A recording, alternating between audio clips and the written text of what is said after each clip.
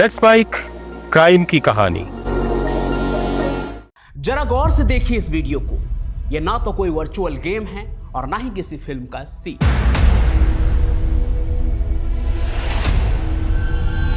यह सीधे सीधे एक देश कनाडा को चुनौती है, लॉरेंस बिश्नोई की।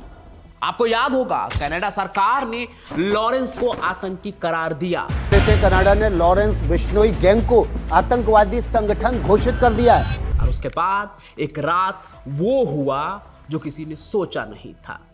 एक साथ 3 जगह कनाडा में गोलियों की बरसात हो गई लॉरेंस बिश्नोई गैंग की तरफ से। फायरिंग की घटना की खबर सामने आई है और फायरिंग में लॉरेंस बिश्नोई गैंग का नाम भी जुड़ रहा है। गोल्डी ढिल्लों के नाम से सोशल मीडिया पर एक पोस्ट कर इसकी जिम्मेदारी ली गई। लॉरेंस बिश्नोई गैंग का दावा, पुर्तगाल में फिर कार्रवाई, फायरिंग, रोमी और प्रिंस के ठिकाने पर फायरिंग। क्या कोई गैंग सच में किसी देश से भिड़ सकता है? आज की कहानी में आपको जवाब मिल जाएगा, लेकिन पहले देखिए कि कनाडा सरकार कैसी मुसीबत में फंस गई है लॉरेंस बिश्नोई को आतंकी बताकर। जब कनाडा सरकार ने लॉरेंस को आतंकी करार दिया था, उसी के बाद मैंने कहा था आगे अभी बहुत कुछ होना बाकी है, और देखिए वही हो रहा है। एक तरफ कनाडा की सरकार लॉरेंस बिश्नोई गैंग को रोकने की कोशिश में लगी हुई है, दूसरी तरफ लॉरेंस एक ही रात में 3 जगहों पर फायरिंग करके पूरे कनाडा को हिला चुका है। असली खेल अब शुरू हुआ है। लॉरेंस गैंग की तरफ से एक पोस्ट जारी हुई जिसमें बहुत सी बातें शामिल है, लेकिन जो सबसे खतरनाक बात है वो ये कि लॉरेंस बिश्नोई गैंग की तरफ से कहा गया है कि हम मेहनत करने वाले को परेशान नहीं करते हैं, लेकिन जो 2 नंबर की कमाई करते हैं उसे टारगेट पर ले लेते हैं। सुनने में लग रहा होगा कि कोई रॉबिन हुड है जो मजलूमों की मदद करने आया है, लेकिन सच्चाई बहुत अलग है। लेकिन अब सवाल यह है कि क्या लॉरेंस बिश्नोई गैंग सच में कनाडा यानी एक देश से भिड़ने के लिए तैयार है? तो कनाडा में लॉरेंस के भौकाल वाले इस कहानी में आज आपको पता चलेगा आखिर लॉरेंस ने कनाडा में ऐसे कौन कौन से कांड किए हैं। हिमांशु भाऊ वाले पुर्तगाल का इस कहानी से क्या कनेक्शन है, और सबसे बड़ा सवाल ये कि अब क्या होगा गैंग का और लॉरेंस बिश्नोई का। क्या कनाडा अब और बड़ा कुछ करेगी या फिर लॉरेंस बिश्नोई यूं ही कनाडा को अपनी धमकियों से झकझोरता रहेगा? सब कुछ बताएंगे, बस आप अंत तक बने रहिए इस सफर में हमारे साथ।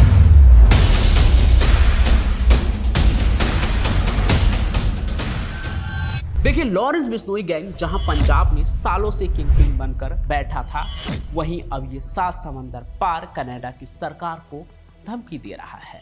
और ये केवल कोरी धमकी नहीं है, बल्कि सीधी चुनौती है। अक्टूबर के महीनों में इन लोगों ने एक ही रात में 3 अलग अलग ठिकानों पर गोलीबारी करवाई, और सिर्फ फायरिंग ही नहीं, उससे भी खतरनाक बात ये कि बाकायदा बंदूकें लहराते हुए वीडियो बनाकर सोशल मीडिया पर जारी भी कर दिया। पोस्ट में साफ साफ धमकी दी गई है और इन वारदातों की जिम्मेदारी भी ली गई है। अब जरा आप सोचिए कि कोई देश किसी गैंग को आतंकवादी घोषित कर दे और उसके बाद भी अगर आप देश के अंदर इस तरह के हिंसक वारदातें अंजाम देते हैं, तो इसका सीधा संदेश यही होता है कि हम आपके कानून को नहीं मानते हैं। अब यहाँ सबसे बड़ा सवाल और जरूरी सवाल ये है कि आखिर ऐसा क्या हुआ? लॉरेंस बिश्नोई गैंग ने आखिर कनाडा में ऐसे क्या कांड किए जिसे देखकर कनाडा सरकार मजबूर हो गई कि अब इस क्रिमिनल गैंग को आतंकवादी का टैग देना ही पड़ेगा। और इससे भी ज्यादा जरूरी कि इस टैग के बाद अब इस गैंग का भविष्य क्या होगा और भारत पर इस पूरी स्थिति का क्या असर पड़ेगा। देखिए, कनाडा में किसी भी ग्रुप को आतंकी संगठन घोषित करना कोई आसान काम नहीं होता है। इसके लिए ठोस सबूत चाहिए होते हैं, और ये साबित करना पड़ता है कि ये ग्रुप सिर्फ नॉर्मल क्राइम नहीं कर रहा, बल्कि देश की राष्ट्रीय सुरक्षा के लिए खतरा है। और लॉरेंस बिश्नोई गैंग के खिलाफ कनाडा के पास 3 मेन रीजन हैं उसे आतंकी का टैग देने के लिए। पहला, रंगदारी और अपने खौफ का माहौल क्रिएट करना। कनाडा के कुछ प्रमुख प्रांतों जैसे ब्रिटिश कोलंबिया और ओंटारियो, जहां भारतीय प्रवासी की एक बड़ी आबादी रहती है, वहां इस गैंग ने खुलेआम रंगदारी का धंधा शुरू कर दिया था। कैसे होता है ये सब? ये लोग सोशल मीडिया, वीओआईपी कॉल या फ़ोन के जरिए भारतीय मूल व्यापारियों को, बिल्डरों को और यहाँ तक कि कल्चरल फिगर्स को धमकी भरे कॉल करके निशाना बनाते हैं। और सिर्फ धमकी तक ही नहीं रुकते हैं, इस बात का सबूत अभी आपको अगले रीजन में दिखेगा। दूसरा, पंजाबी सिंगर एपी ढिल्लों के घर पर हमला। सितंबर 2024 में मशहूर पंजाबी सिंगर और प्रोड्यूसर एपी ढिल्लों के वैंक्यूर स्थित घर पर हमला हुआ था। उनके घर पर गोलियां चलाई गई और उनकी गाड़ियों में आग लगा दी गई। आप सोचिए, ये कोई छोटा मोटा आदमी नहीं था, एक सेलिब्रिटी था। और वहां की सरकार के लिए खतरे वाली बात ये कि हमले की जिम्मेदारी बिश्नोई गैंग के एक सदस्य ने सोशल मीडिया पर ली थी। इस घटना ने कनाडा के पंजाबी समुदाय को सख्ते में डाल दिया, क्योंकि ये किसी हाई प्रोफाइल कलाकार पर सीधी सीधी हिंसा की कोशिश थी। कनाडाई पुलिस ने जांच में पाया कि इस हमले में शामिल एक आरोपी अभिजीत किंगरा लॉरेंस बिश्नोई ग्रुप के डायरेक्ट कॉन्ट्रैक्ट में था, उसके इशारों पे काम कर रहा था।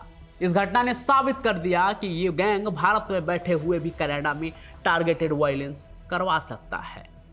लेकिन तीसरा रीजन सबसे बड़ा और खतरनाक है, क्योंकि यहां से कहानी पॉलिटिकल हो जाती है और ये रीजन है निज्जर की हत्या और खालिस्तान समर्थक लिंक। भले ही निज्जर के केस में लॉरेंस का नाम सीधे सीधे नहीं आया हो, लेकिन देखा जाए तो लॉरेंस को आतंकी घोषित करने में यह सबसे संवेदनशील और गंभीर मामला बना। जून 2023 में खालिस्तान समर्थक नेता हरदीप सिंह निज्जर की हत्या शरे में गोली मारकर कर दी गई थी। कनाडाई अधिकारियों ने बार बार ये कहा कि बिश्नोई गैंग का इस्तेमाल कनाडा की धरती पर राजनीतिक विरोधियों को डराने और उन पर हमला करने के लिए किया जा रहा है। कनाडा ने इसे अपनी संप्रभुता पर हमला माना, इसलिए जब गैंग पर आतंकी का टैग लगा तो इसके पीछे ट्रांजिशनल पॉलिटिकल वायलेंस का भी आरोप सबसे मजबूत था। इन सभी कारणों को मिलाकर कनाडा सरकार ने सितंबर 2025 के अंत में लॉरेंस बिश्नोई गैंग को आधिकारिक तौर पर अपनी आतंकी संस्थाओं की लिस्ट में शामिल कर लिया। लेकिन कहानी यही खत्म नहीं हुई। लॉरेंस और उनके सहयोगियों ने कनाडा के इस फैसले को अपनी हार नहीं बल्कि अपनी ताकत का सबूत बताने की कोशिश की। उन्होंने तुरंत एक तरह का पलटवार किया। तो शुरुआत में आपने जिस अक्टूबर की फायरिंग की बात सुनी कि 3 जगह पे फायरिंग हुई, ये सीधी चुनौती का परिणाम है। टेरर टैग लगने के तुरंत बाद गैंग से जुड़े फतेह पुर्तगाल, जो कि पुर्तगाल में ही रहता है, उस जगह पे जहाँ पे हिमांशु भाऊ रहता है और वहाँ से अपना गैंग चलाता है, लॉरेंस का दुश्मन है। वही लॉरेंस का भी एक आदमी जिसका नाम फतेह पुर्तगाल बताया जाता है, ये एक तरह से लॉरेंस बिश्नोई का एसोसिएट है, जिसने सोशल मीडिया पर वीडियो और पोस्ट जारी किए। उसने साफ तौर पर सरे में 3 जगहों पर गोलीबारी की जिम्मेदारी ली, जिसमें एक बिजनेसमैन नवी तेसी या धीसी की संपत्तियां शामिल थी और यहां तक कि एक Punjabi radio station Swift 1200 AM पर भी हमला हुआ।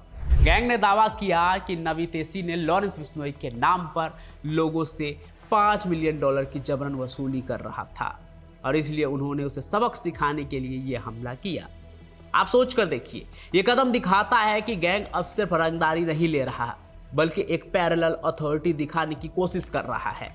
यानी हमारे नाम का गलत इस्तेमाल हुआ तो हम खुद सजा देंगे। इसी के साथ साथ गैंग के एक और एसोसिएट गोल्डी ढिल्लों ने सरे में उस्ताद G76 नाम की इंडियन रेस्टोरेंट चेन की 3 ब्रांच पर गोलीबारी की जिम्मेदारी ली।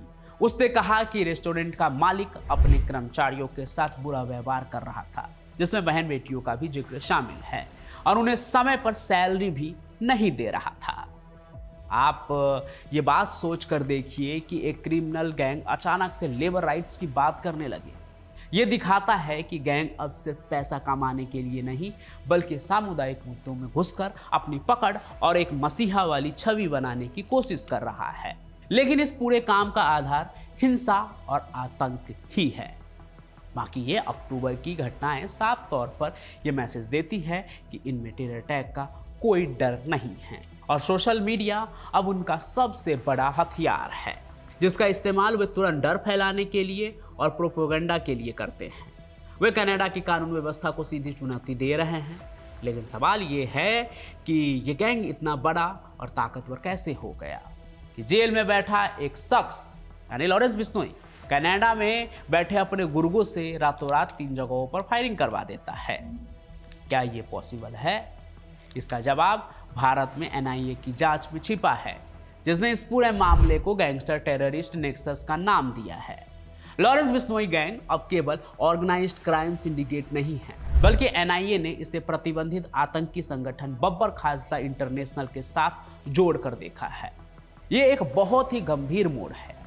गैंग भारत में ड्रग्स की तस्करी, हथियारों की सप्लाई और जेल से ऑपरेट होने वाली हत्या, जबरन वसूली के मामलों में शामिल है। इनके कई मेन शार्प शूटर और हैंडलर कनाडा, अमेरिका और यूरोप में बैठकर ऑपरेट करते हैं।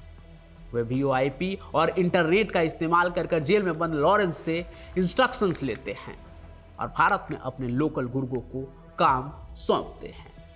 बिश्नोई के खिलाफ कई राज्यों में, जिसमें पंजाब, हरियाणा, राजस्थान, दिल्ली, महाराष्ट्र शामिल है, वहां हत्या का प्रयास, जबरन वसूली, आर्म्स एक्ट जैसे दर्जनों मामले दर्ज है।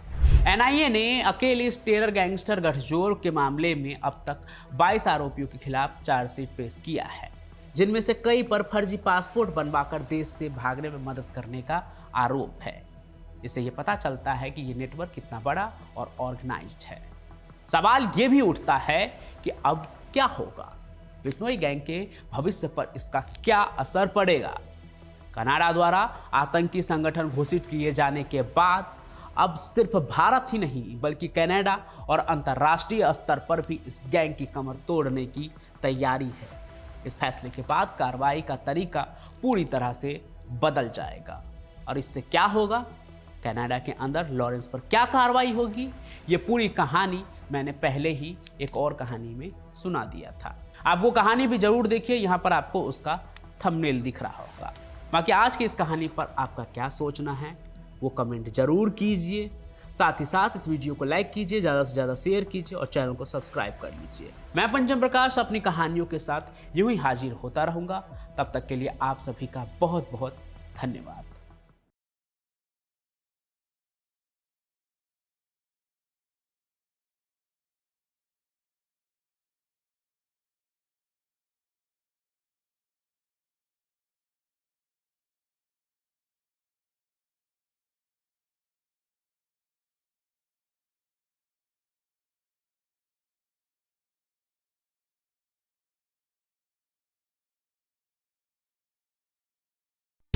आप सुन रहे थे let's mic more than radio. Follow कीजिए हमें हमारे सोशल मीडिया प्लेटफॉर्म्स पर। Marketing strategies, corporate stories, brand building ideas, marketing case studies और इनोवेशन एक अलग पर्सपेक्टिव से, जो आपने कभी नहीं सुना होगा।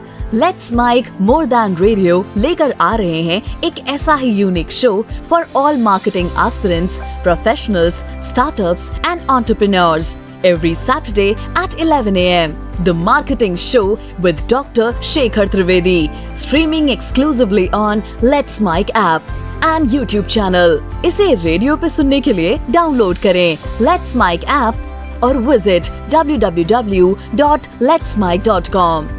Let's Mic अब खबरें रेडियो ऐप पे। ये है मोर देन रेडियो।